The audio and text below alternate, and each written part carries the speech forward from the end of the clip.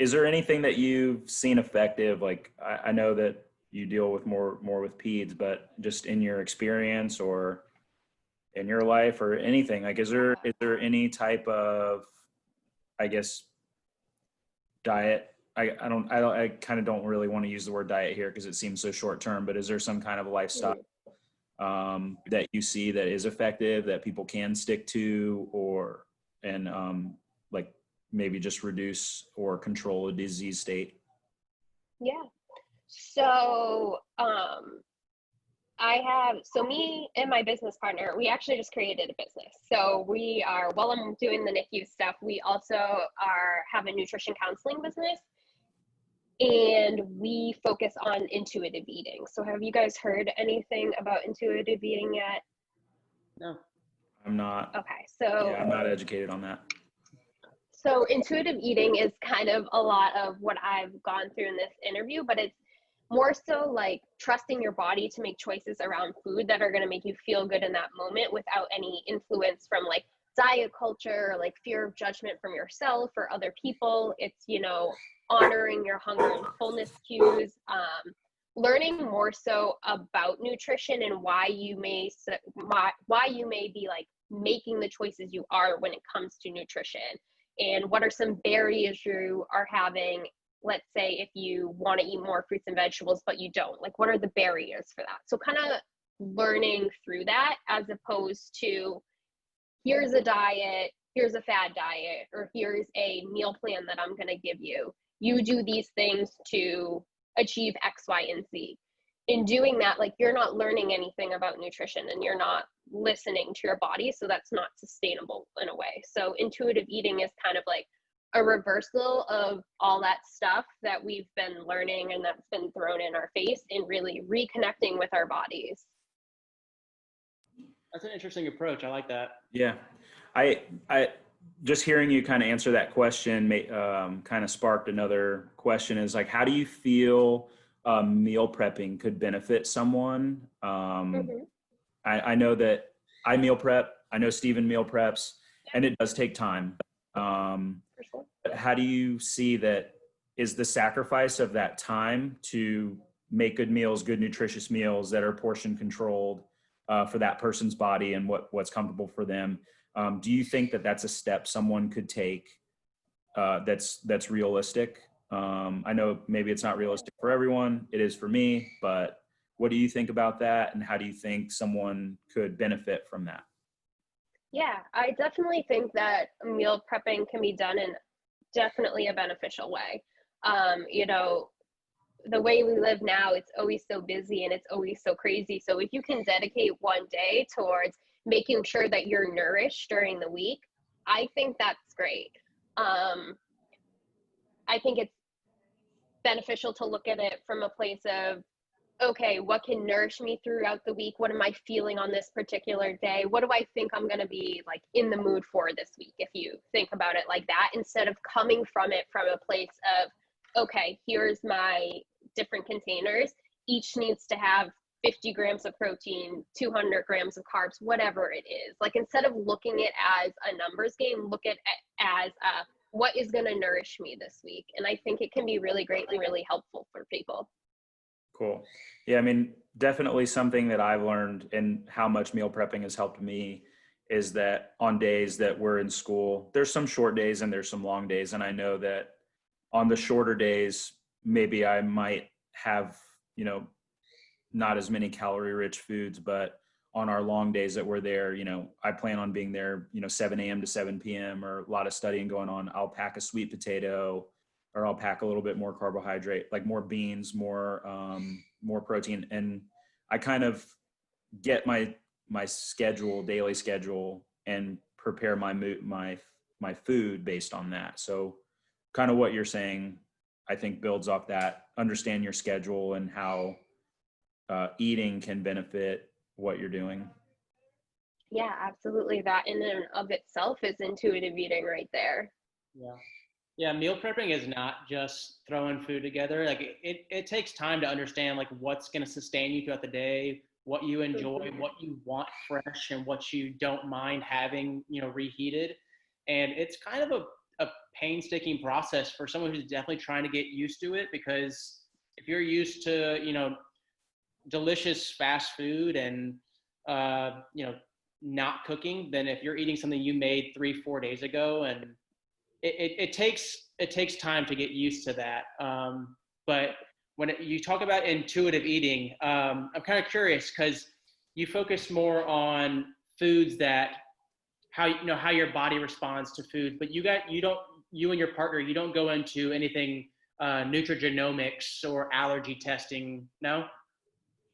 No, not specifically. No nutrigenomics, no allergy testing. I haven't really like delved into that yet, so I can't really speak to that. Okay. How about portion control? I've always heard, use smaller plates, a more full small plate. Do you guys go into anything about that portion control or how your body responds to certain sides of the foods? Yeah, so overall, we don't come from a place of really promoting portion control. Like I said, like your body does a good deal of telling you how much of something it wants to eat and recognizing when you feel full.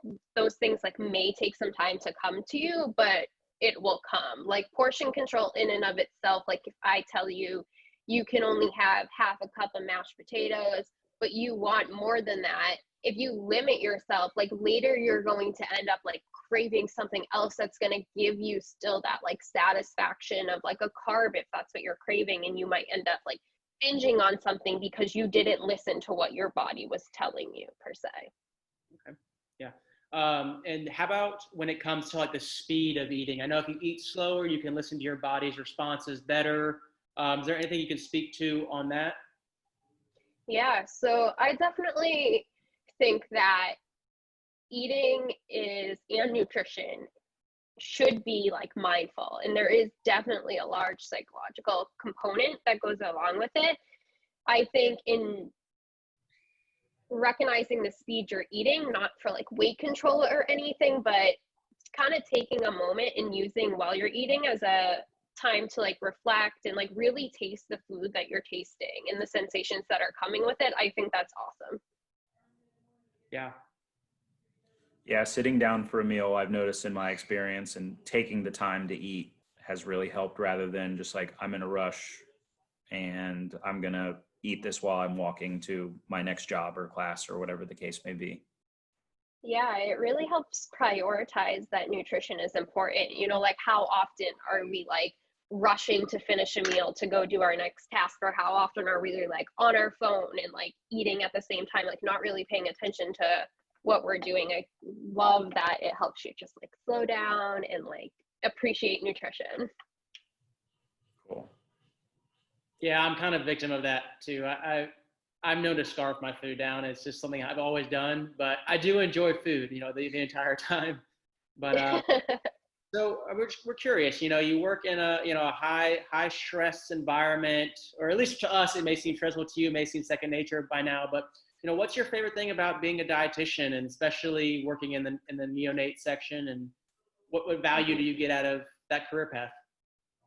So with the neonates specific, so when I first became a dietitian, I was like, I don't want to go into clinical at all. I didn't want to go into clinical, said I wasn't going into clinical. And then I got offered a job at Tampa General Hospital, like right as I passed my exam. I was a dietitian, and the manager there reached out to me and was like, I have a job opening, do you want it? And so I took it. I don't so much like adult dietetics the way that I have a love for neonatal dietitian like responsibilities. Mm-hmm. It's very, very rewarding, and nutrition in that population is very specific, and it's very, very important. Whereas, I think we're at a point where dietitians struggle in an adult setting, specifically like in an inpatient hospital, to get other providers to realize the importance of nutrition. Whereas in the neonatal unit, it's one of the most important things. So I think that makes a big difference. I also think like I'm a math nerd, so like the amount of math I have to do, like my brain is just like, yep, you're drawn to this. So I think that has something to do with it too. But overall, like the care that you can give the little babies and how much nutrition is recognized as something that's like crucial there is really fulfilling. Well, we're glad you're embracing your math nerd side. You know, we need more people like that. If anybody sees this interview or wants to get a hold of your partner for some business, is that up and running yet? Are you guys operating? And if so, yes. they get a hold of you. So so you can get a hold of me through my Instagram. Are you gonna link it you guys are gonna put this on Instagram? We'll link right? it, yeah. So yeah, you can link my Instagram. In our Instagram, I can send it to you, Patrick. So we just got started with it. Our LLC just got approved, so we're like in super beginning stages. But I can link our business Instagram for you, and then if anyone wants to personally reach out, as of right now, just shoot me a message on Instagram. That would be the easiest way for sure. Cool. Yeah, we want people to be able to access the important resources, and I know that, you know, we've had clinical psychologists on, we've had a few people on that have that clinical background that can definitely provide support. So just as something that we do, you know, thank you for being on the show. And we would like, if anybody wanted that access or needed, you know, some sort of reference, like to be able to reach out to you would be, you know, awesome. So absolutely. Yeah, I appreciate you guys having me on. I appreciate what you're doing. I think it's awesome. So thank you so much. I'm excited to see how it develops. I'm excited to see everything you guys make of it. So yeah, thank you. It should be cool. We're really excited about it, and it's been a lot of fun and just all kind of, it's been kind of crazy because, you know, we've had to pivot so much, but that's just kind of listening to our audience too, listen to what they want, and kind of we came into it with an idea, and that idea changed drastically. Our audience wants, yeah. It's we've met a lot of interesting people, especially just through interviews and, like you said, through the audience. But we look forward to having you back on. Yeah. Continuing this journey. Awesome. Thank you, guys. Yeah, thank you again. That was awesome. And I learned a lot. Steven, I hope you learned a lot, and I hope everybody that watches it learns a lot. So Absolutely. Yeah, absolutely. We appreciate having you on. Guys, if you could, like the video, follow us on Instagram, comment in the section, agree, disagree. What does men's health mean to you? Samantha, thank you again for joining the show. Everyone, this is Men's Health Unscripted. thank you, guys.